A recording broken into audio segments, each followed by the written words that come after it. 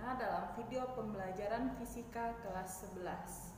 Nah, kali ini kita masuk kepada bab baru, yaitu kita akan membahas tentang materi fluida statis. Nah, sebagaimana kita ketahui bahwa zat berdasarkan wujudnya itu terbagi atas tiga, yaitu ada zat padat, zat cair, dan gas. Zat yang dapat mengalir dan memberikan sedikit hambatan terhadap perubahan bentuk ketika ditekan itu disebut dengan fluida. Fluida disebut juga zat alir. Jadi zat yang dapat mengalir itu disebut fluida. Contohnya itu zat cair dan zat gas. Nah, kali ini kita akan membahas tentang fluida statis. Fluida statis itu adalah fluida yang dalam keadaan diam. Jadi zatnya ini dalam keadaan diam, tidak mengalir. Nah, pada materi fluida statis ini kita pertama kali akan membahas itu tentang tekanan hidrostatis. Sebelum membahas tentang tekanan hidrostatis, maka kita flashback dulu materi tentang tekanan. Sebelumnya kalian sudah pernah mempelajari materi tentang tekanan, ya kan? Nah, pada slide di samping ini itu ada contoh gambar, yaitu ada balon, di mana balon yang pertama itu ditusuk dengan jarum dan balon yang kedua itu ditusuk dengan jari. Nah, jarum dan jari tangan menekan balon dengan gaya F yang sama, jadi gayanya sama ya, sama besar gayanya.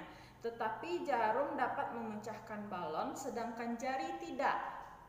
Nah, jadi ini dipengaruhi luas permukaan. Jadi terbayangkan jarum itu sangat runcing dan luas permukaannya sangat kecil. Sedangkan jari kita luas permukaannya itu cukup lebar dibandingkan dengan jarum. Nah, luas permukaan yang dikenai gaya juga berpengaruh terhadap tekanan. Nah, oleh karena itu luas permukaan yang tajam menghasilkan tekanan yang lebih besar daripada luas permukaan tumpul. Makanya balon itu lebih gampang meletus oleh jarum dibandingkan dengan kita menggunakan jari.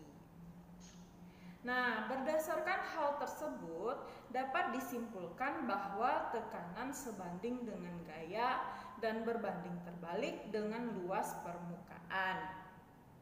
Nah, sebagaimana telah kita ketahui bahwa secara matematik persamaan untuk tekanan yaitu ini P dikali F per A, di mana P adalah tekanan, F adalah gaya yang bekerja, dan A luas penampang yang dikenai gaya. Oke, kita lanjut. Nah, sekarang kita masuk pada tekanan hidrostatis. Tekanan hidrostatis, tekanan pada zat cair yang disebabkan oleh fluida tak bergerak yang dialami oleh suatu titik di dalam fluida diakibatkan oleh gaya berat fluida yang berada di atas titik tersebut. Itu yang definisi dari tekanan hidrostatis. Besarnya tekanan hidrostatis dipengaruhi oleh yang pertama massa jenis zat cair, yang kedua kedalaman zat cair, yang ketiga percepatan gravitasi. Nah, sebagai contohnya ada cairan dengan massa M dimasukkan pada gelas beker ini contohnya ya, pada gelas beker yang mempunyai luas A, luas penampang A, kemudian memiliki ketinggian H. Jadi dia memiliki luas penampang A, ini luas penampangnya.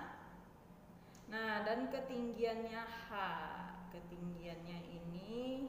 Nah, sudah. Kemudian kita balik lagi pada persamaan tekanan tadi, di mana persamaan tekanan P sama dengan F per A. Oke, nah di mana zat cair ini dia memiliki massa M. Nah, berarti F di sini bisa kita ubah menjadi gaya berat karena dia memiliki massa. Gaya berat per A. F ini kan gaya, nah kita ubah jadi gaya berat, dia sama saja. Kemudian A luas penampang, P tekanan ya, sama dengan gaya berat ini kita bisa rumuskan massa dikali percepatan gravitasi per A. Jadi gaya berat ini rumusnya massa kali percepatan gravitasi. Nah, kemudian kita flashback juga pada persamaan massa jenis, di mana dari rumus massa jenis, apa rumusnya? Rho sama dengan M per V, ya kan? V di sini V volume ya, V besar. Nah, jadi kita di sini mau mencari massanya. Kita ubah massa ini berdasarkan rumus massa jenis ini. Berarti berdasarkan rumus massa jenis untuk mencari massa itu adalah M sama dengan Rho dikali volume. Ini V besar ya. Kalau untuk volume itu V besar. Nah, makanya untuk rumus tekanan jadinya P sama dengan M-nya kan tadi M kali G per A. Makanya jadinya setelah M diubah menjadi Rho kali V per A. Nah, itu untuk rumus tekanan yang kedua. Kemudian untuk volume ini, kalau kita membahas volume suatu bidang ruang, nah maka volumenya itu untuk volume bidang ruang itu volumenya pasti luas alas dikali tinggi, ya kan? Berarti A dikali H. Nah, luas alas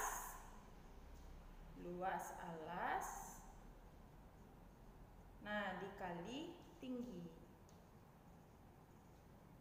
Nah, luas alas dikali tinggi, V sama dengan A kali H. Makanya dari rumus ini kita juga bisa mengubah rumus tekanan ini jadi tekanan hidrostatis lagi ya. pH sama dengan Rho kali V per A. V-nya kita ganti jadi A kali H. Berarti Rho kali A kali H sama dengan A. Maaf. Di sini kita lupa bikin G-nya ya. Karena di sini kan M aja yang diubah. Berarti ini ada G di sini juga ada G, di sini juga ada G. Nah, A bisa kita coret. Berarti tekanan hidrostatis jadinya rumusnya Rho kali G kali H. Ini persamaan untuk tekanan hidrostatis. Nah, paham ya? Mudah-mudahan anak teacher paham semuanya ya. Kemudian kita lanjut. Nah, ini juga ada penjabaran rumusnya. Jadi di sini teacher tambahkan keterangannya, di mana keterangannya teacher tambahkan di samping ini ya.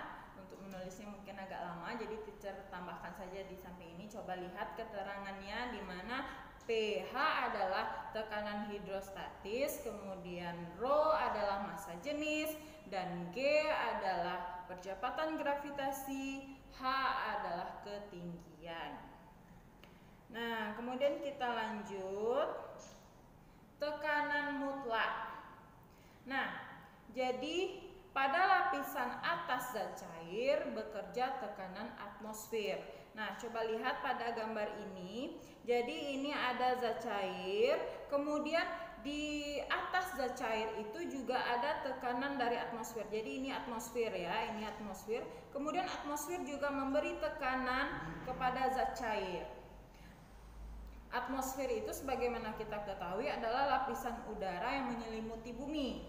Nah, pada permukaan laut tekanan atmosfer ini bernilai 1 kali 10⁵ Pascal. Ini dilambangkan, tekanan atmosfer itu dilambangkan dengan PO. Jadi ini ada tekanan atmosfer itu dilambangkan dengan PO di sini. Kemudian tekanan pada permukaan zat cair adalah PO, sehingga tekanan mutlak atau tekanan total yang dialami titik pada kedalaman H adalah P sama dengan PO ditambah rho GH. Jadi di sini P ini adalah tekanan mutlak. Nanti teacher juga tambahkan di samping ini keterangannya ya.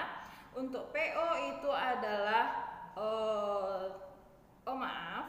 untuk tekanan total, P ini adalah tekanan total, PO adalah tekanan mutlak, kemudian ini rho GH ini adalah tekanan hidrostatis. Jadi tekanan total sama dengan tekanan mutlak ditambah tekanan hidrostatis atau rho GH.